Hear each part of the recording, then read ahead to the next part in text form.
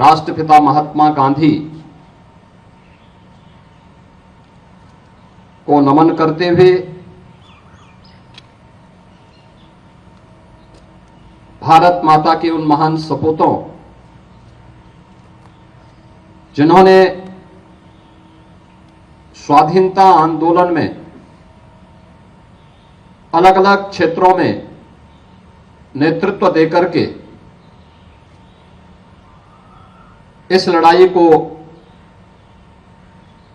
एक नई ऊंचाई तक पहुंचाने का कार्य किया था, नेताजी सुभाष चंद्र बोस, सरदार वल्लभ भाई पटेल, बाबा साहब डॉक्टर भीमराव अंबेडकर, डॉक्टर श्यामा प्रसाद मुखर्जी जैसे देश के उन सभी ज्ञात अज्ञात स्वतंत्रता संग्राम सेनानियों, क्रांतिकारियों की स्मृतियों को नमन करते हुए उन्हें अपनी विनम्र श्रद्धांजलि अर्पित करता हूं। मैं इस अवसर पर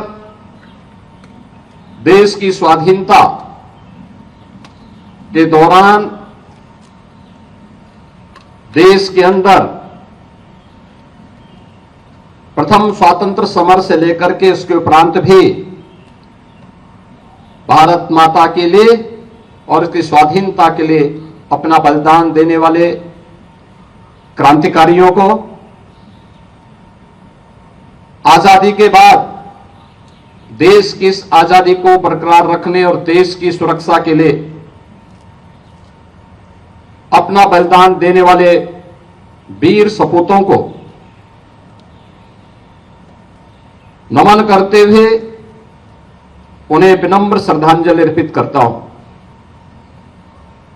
हम सब जानते हैं कि आज से 77 वर्ष पूर्व यह देश आज ही के दिन स्वतंत्र हुआ था। सैकड़ों वर्षों की पराधीनता का वकालखंड अचानक एक दिन में नहीं आया। एक लंबे संघर्ष के उपरांत, लंबे आंदोलन के उपरांत यह दिन हम सबको प्राप्त हुआ। आज का यह दिवस हम सबके लिए आजादी के उन नायकों महानायकों के सपनों को साकार करने का संकल्प का दिवस है। आज का यह अवसर भारत माता के उन महान सपूतों को स्मरण करने के साथ ही हम सबको उन संकल्पों के साथ जुड़ने का एक अवसर प्रदान कर रहा है। यह हमारा सौभाग्य है। आजादी के अमृतकाल के तृतीय चरण में हम लोग प्रवेश कर चुके हैं। इस देश का यशस्वी नेतृत्व आजादी के अमृतकाल के इस प्रथम दशक में दुनिया के सबसे लोकप्रिय राजनेता, भारत के यशस्वी प्रधानमंत्री श्री नरेंद्र मोदी जी के सुरक्षित हाथों में आज हम सब एक नए भारत का दर्शन कर रहे हैं। हमने पिछले 10 वर्ष के दौरान एक नए भारत का दर्शन किया है। यह नया भारत एक भारत भी है तो श्रेष्ठ भारत भी है। 10 वर्ष में भारत ने अभूतपूर्व प्रगति प्रत्येक क्षेत्र में की है। देश की प्रगति के साथ हम भी सहभागी बन सकें। आजादी के अमृत महोत्सव वर्ष में प्रधानमंत्री मोदी जी ने हर भारतवासी को पंचप्रण का स्मरण कराया था। यह पंचप्रण आजादी के उन्हीं संकल्पों को पूरा करने के प्रत्येक नागरिक के अपने दायित्व को जोड़ने का एक प्रण है, एक अभियान है और उस अभियान का हिस्सा हम सब बन सके। इसके लिए उन्होंने जो आह्वान देशवासियों का किया,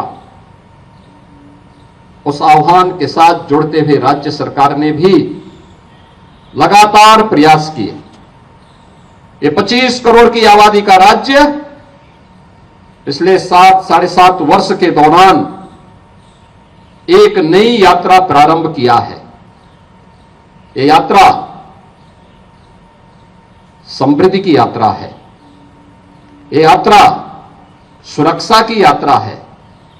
ये यात्रा प्रत्येक नागरिक के चेहरे पर खुशहाली लाने की यात्रा है और इस यात्रा के स्वगत परिणाम भी अब आते हुए दिखाई दे रहे हैं। हम सब ने इस बात को देखा है कि उत्तर प्रदेश अगर भारत ने 2014 से लेकर 2024 तक 10 वर्ष में 10वीं बड़ी अर्थव्यवस्था से आज दुनिया की 5वीं बड़ी अर्थव्यवस्था की एक यात्रा प्रारंभ की है, तो उत्तर प्रदेश ने 7 वर्ष के दौरान देश की 6ठी-7वीं अर्थव्यवस्था से आज देश की नंबर 2 अर्थव्यवस्था के रूप में अपना एक स्थान बनाया है। आज उत्तर प्रदेश देश की जीडीपी में 9.2% से अधिक का योगदान देकर के भारत के ग्रोथ इंजन बनने की दिशा में पूरी प्रतिबद्धता के साथ कार्य कर रहा है। इन 7 वर्षों में उत्तर प्रदेश ने सुरक्षा का एक मॉडल दिया। इन 7 वर्षों में उत्तर प्रदेश ने इंफ्रास्ट्रक्चर का एक मॉडल दिया। इन 7 वर्षों में उत्तर प्रदेश ने देश के सामने प्रधानमंत्री मोदी जी के संकल्पों को, देश की आजादी के नायकों के उन सपनों को साकार करते हुए आगे बढ़ने का जो संकल्प लिया, वह संकल्प आज साकार होते हुए दिखाई दे रहे हैं। और इसलिए जब हम आजादी के 78 में इस स्वाधीनता दिवस के आयोजन के साथ जुड़े हुए हैं, हम सबका दायित्व बनता है। जो पंचप्रण का संकल्प प्रधानमंत्री मोदी जी ने हम सबको दिलाया है, ये पंचप्रण के संकल्प में अंतिम संकल्प नागरिक कर्तव्य से है।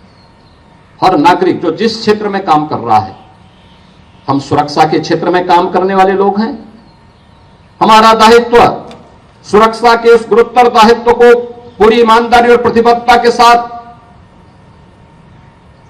लेकर के चलना है। हम उस फील्ड में अपना सर्वोच्च प्राथमिकता के साथ कार्य करें। जो सेवा के क्षेत्र में है, वे सेवा के क्षेत्र में अपने उस नागरिक कर्तव्य का दायित्व प्राथमिकता के आधार पर करें। जो व्यक्ति जिस भी क्षेत्र में है, अपने अपने दायित्वों का निर्वहन अगर ईमानदारी पूर्वक कर रहा है और करता है, तो कोई कारण नहीं कि जो हमारी भारत को दुनिया की 2047 तक, जब ये देश अपनी आजादी का शताब्दी महोत्सव मना रहा होगा, देश की आजादी के 100 वर्ष पूरे हो रहे होंगे, उस समय हम एक ऐसा भारत देंगे जो विकसित भारत होगा। लेकिन विकसित भारत के लिए नागरिक कर्तव्य और राष्ट्र प्रथम भाव के साथ हम सबको जुड़ना होगा। राष्ट्र प्रथम का यह भाव भारत को दुनिया की सबसे बड़ी ताकत के रूप में स्थापित करेगा। अपने व्यक्तिगत स्वार्थों से ऊपर उठ करके हमें अपने इस नागरिक कर्तव्य के साथ जुड़ते हुए राष्ट्र प्रथम के इस भाव के साथ हम आगे बढ़ेंगे, तो दुनिया की कोई ताकत अब इस नए भारत के मार्ग में बाधा नहीं बन पाएगी।